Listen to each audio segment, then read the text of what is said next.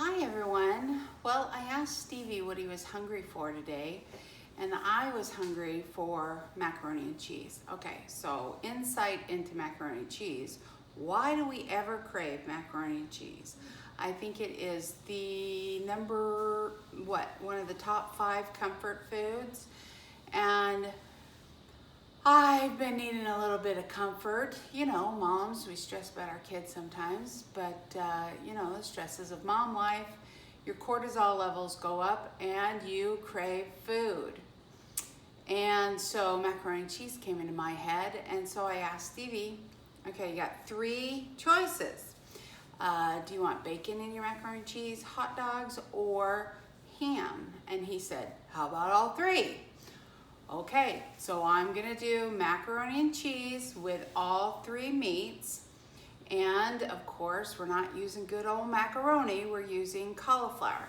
So I wanna show you my thought process, and we're gonna create this dish together, okay? So I found 12-ounce bags of frozen cauliflower at Walmart, and they're $1 a bag.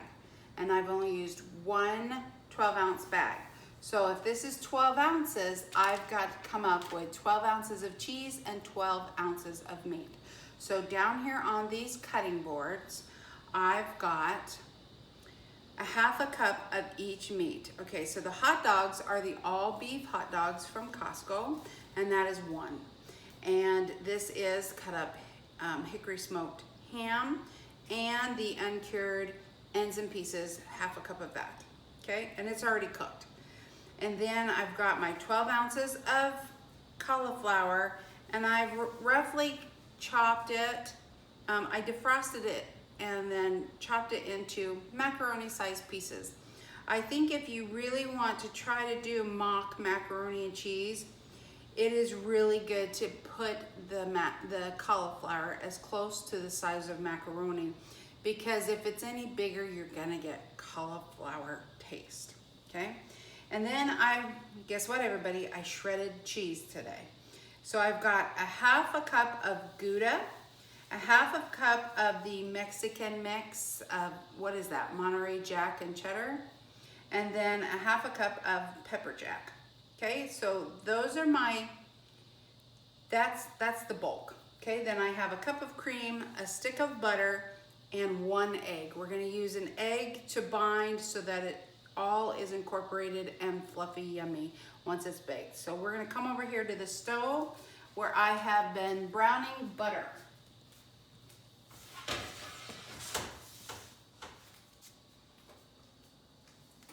So my butter is almost browned. It's got just a little bit more to go, okay? And we're gonna attempt this together. I've never made macaroni and cheese this way. Now I do the cauliflower casserole like funeral potatoes. I have done that. All right, we're gonna get the dog out. Come on, you can't have any meat, so you just go away and stop making noises like you're sick. Bella likes to be a little dramatic, so I'm sorry if the noises get to you. Okay, that's almost there. I'm gonna bring it up so that the cream starts to bubble when I add it in. This is a good side note. If you want to make a really good Alfredo sauce, this is the same starting point for Alfredo sauce. I'm sorry that I'm a little ADD with this, but browning your butter to make Alfredo sauce is the best Alfredo sauce money can buy. And just browning, again, we've done brown butter before, browning it to a nice amber brown is what you're looking for. It brings out the nuttiness and the salts in the butter and just gives it so much more flavor. Okay, now we're cooking again. And then adding your cup of cream and then your cup of parm is really, really important. Okay, I'm gonna get my pepper ready while we're waiting. Do you want any kind of seasoning in your macaroni and cheese or just salt and pepper? I've got roasted garlic and herb. I don't want that. That's not, That takes it out, I think, of the comfort food category.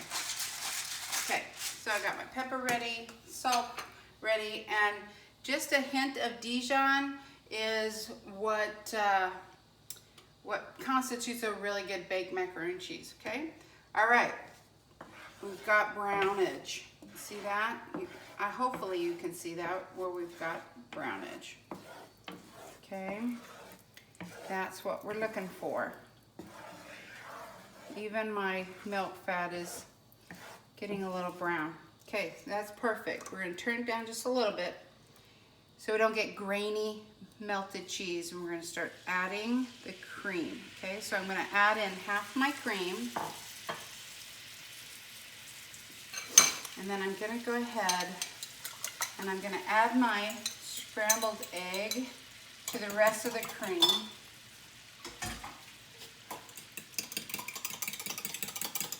Because that's gonna give us that binding agent that holds it all together, makes it nice and firm once it firms up in the oven. Okay, we have got our cream cooking. Turn it down just a little bit more because we do not want grainy cheese sauce. I hate grainy cheese sauce. Okay, we're gonna cook the pepper a little bit in the cream. Now I'm gonna go ahead and put in a little bit of salt, but not too much because we got salty cheese. You can always salt it later once the cheese sauce is made. Okay, so now we're gonna start putting in the cheese, one layer at a time, stirring and melting.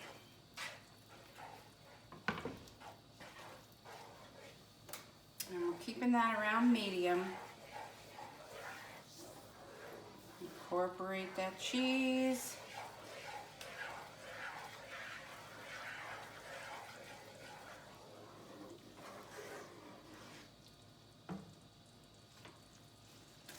Next layer of cheese.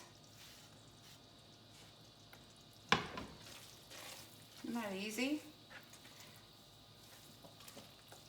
Oh, Bella, I think you found a little piece of cheese, huh?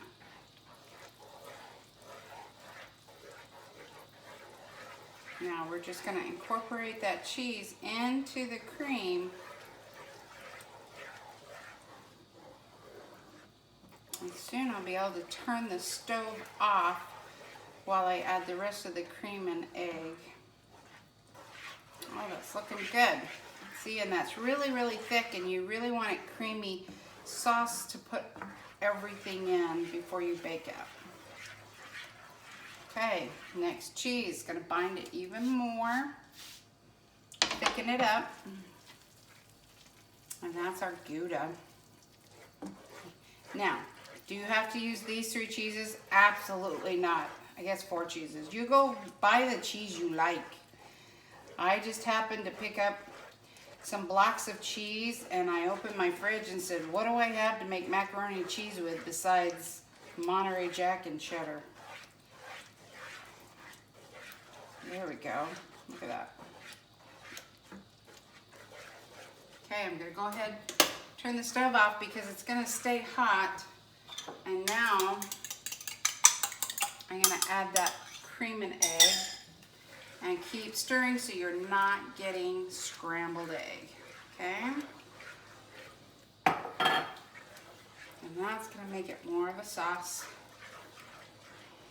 I'm also going to quickly put in my teaspoon of mustard. Just enough to give it just that little tang that traditional macaroni and cheese is known for. And then I'm going to switch out my wooden spoon a little bit for my flat whisk and start whisking that cheese around. Get it all incorporated so we do not scramble those eggs. So you get a really nice smooth sauce.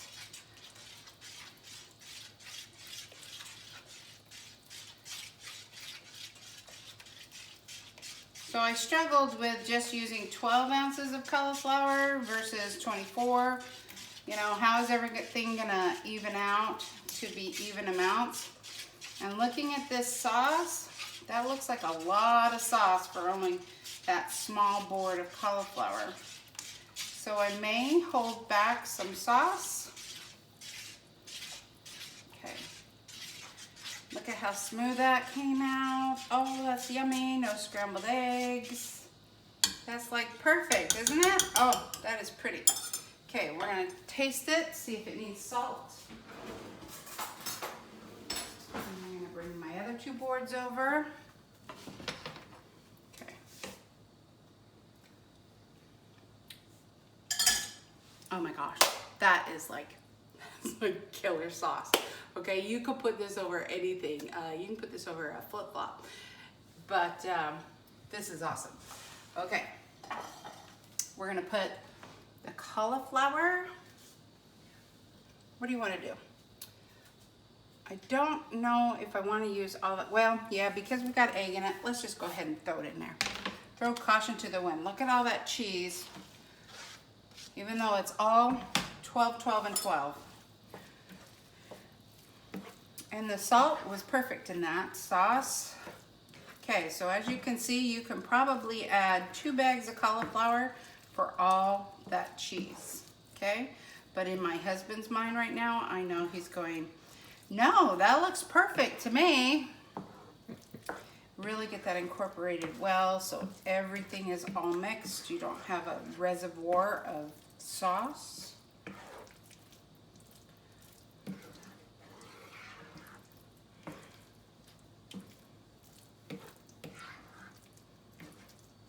Now this is a side dish, it's not an entree. What would I serve this with? A salad. I guess you could serve it as an entree because it does have 12 ounces of meat in it. But if you're serving 4 to 6 people, I think this would be a perfect side dish to pork chops. Just, I wouldn't put in all 3 meats. Again, this is for Stevie. All right, I'm gonna pour that into a buttered baking dish. And no, I am not gonna top this with cheese. I think we got plenty of cheese. I know. What you could do is you could crush some of that pork rind popcorn up, and you could butter pork rinds and crush them on top like you would like potato chips on top of funeral potatoes. But that is 12, 12, and 12. And we're gonna put that in at 400 degrees for about 25 to 30 minutes until it's nice and golden brown on top. So I will come back and pull it out of the oven and show you the video, because I think video does a little bit better. But I did want to show you, step back just a little bit, Stephen.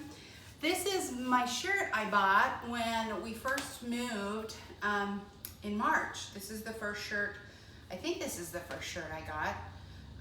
No, I think the bows were the first shirt. I think this was the second shirt I got at Disney, and it was a 3X. So this is what I've lost since May, when I went keto again. I was keto last year, and I was keto about 16 years ago. Paleo, you know, Dr. Atkins diet. So, but this is what I've lost so far since May. So this way of life is shrinking me slowly but surely. But this is a way of life. This isn't a sprint. This is a marathon for the rest of my life. So I hope you enjoyed this. I will show you a little snippet video when it comes out of the oven. Thank you so much. Have a great day.